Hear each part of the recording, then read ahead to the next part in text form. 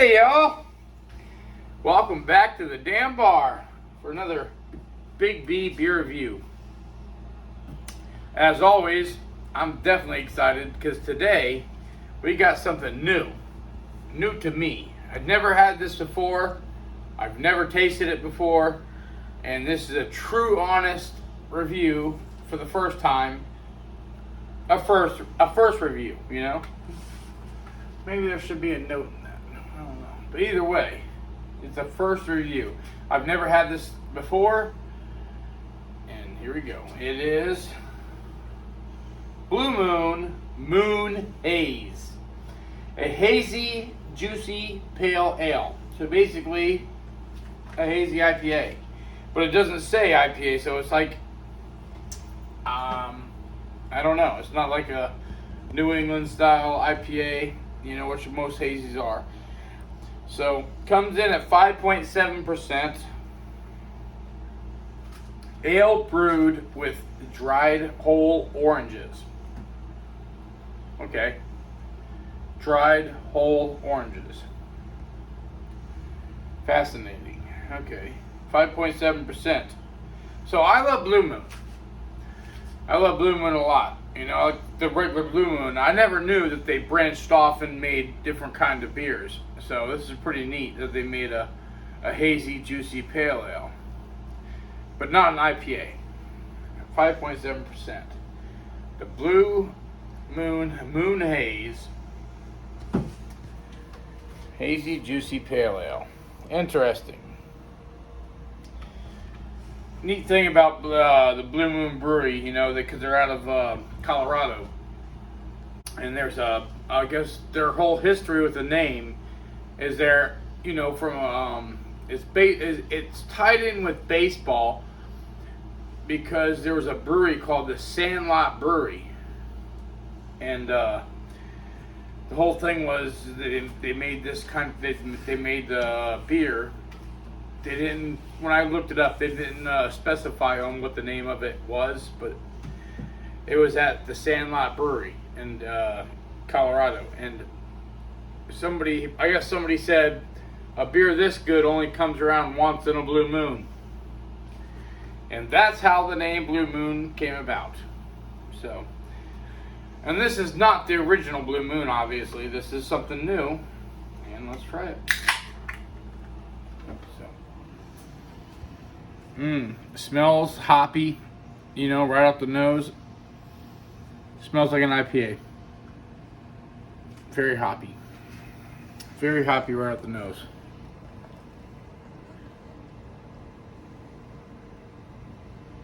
Oh yeah. That's a beauty. So beautiful.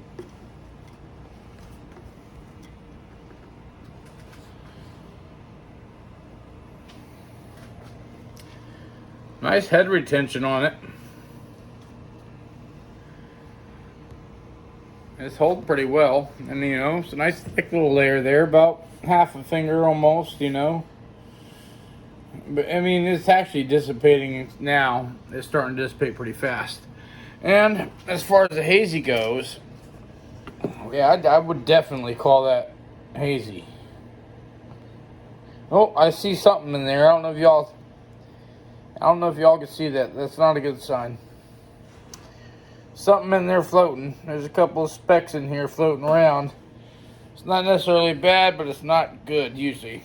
That's actually very rare. I don't recall seeing too many chunks of anything floating around in my beer as far as the opposite color. It doesn't look like pulp. It looks like it could be metal for all I know. I mean, it's still holding on to its head pretty good. This is nice. It's got that hoppy character. I mean, the smell. And, you know, like most beers, you don't get a whole lot out of an open cup. You know, that's why they make snifters. And they call it a snifter. They make it out of a narrow glass, you know, so that it's easier to funnel the smell. That's why I like to smell it right out of the can when I open it. So, But this still has a very nice smell in this glass. Very hoppy. So here we go.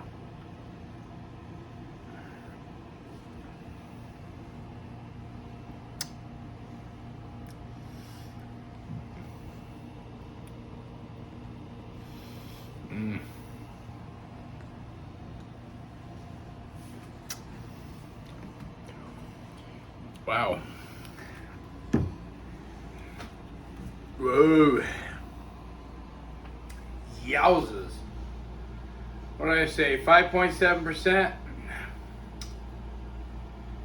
But it does not say the IBUs, but in my own personal biased opinion, I'm going to say 1,000 IBUs.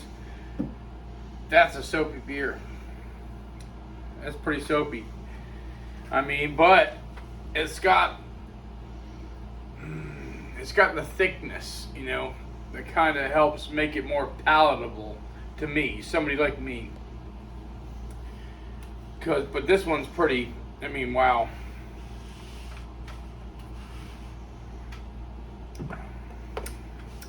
It's got a full-bodied mouthfeel.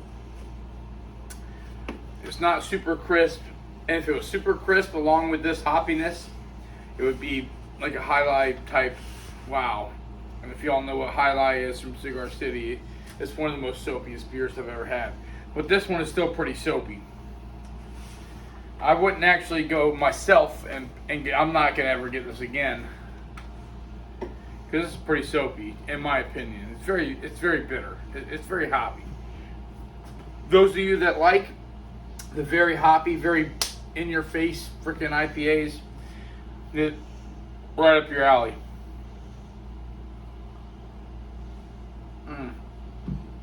And it's not as bad as, you know, some of them. I can actually drink this, no problem.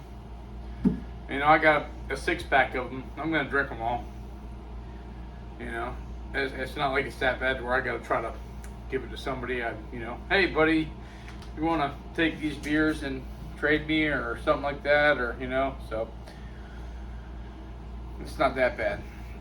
For beers that I'm not big and fond of, it's hard to pair food with, but, you know, this one's not that bad, like I said. So, get a McDouble.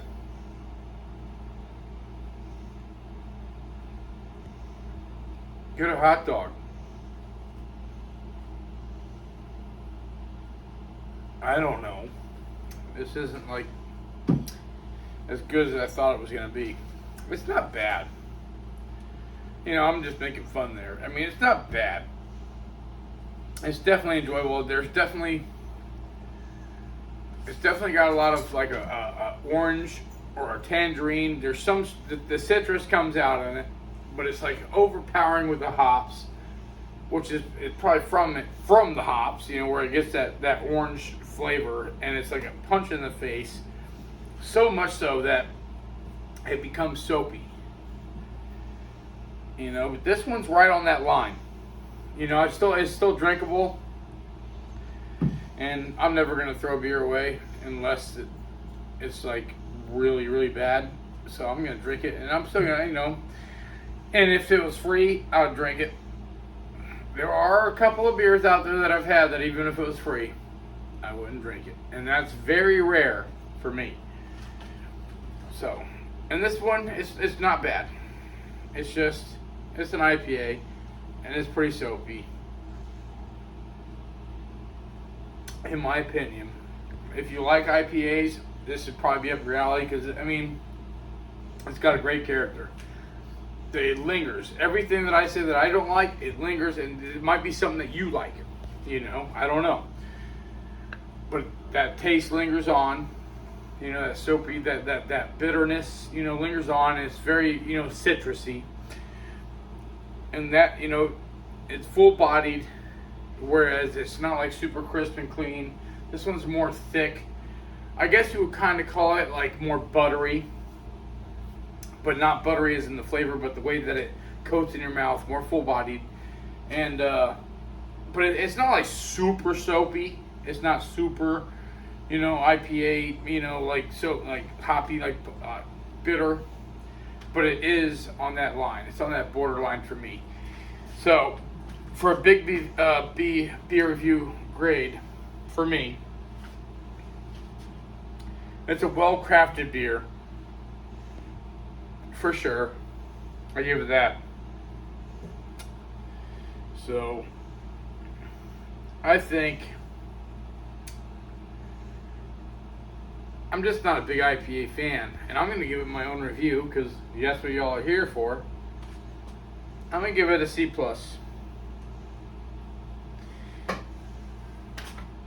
Yeah. I'm not going to go buying these again necessarily. It's not horrible though. I mean, so I'm telling you, if you guys are IPA fans, then you might love this. Y'all might fall in love with this. This might be your next dream. The more y'all watch me, the more you'll know. I'm not IPA. I'm more towards sours, lagers, pilsners, dunkels, have almost everything else. I like IPAs too, especially hazy IPAs. But the one beer that I really don't like is from a yeast. They call it Brett beer, and it's the Brett. And I tried this beer and it tasted like I was drinking liquid squeezed out of a used leather glove. It was very disgusting, and yet there's like a cult following of this kind of beer. And I will find one, and I'll suffer through doing the review here. So just stay tuned, y'all, because it will happen.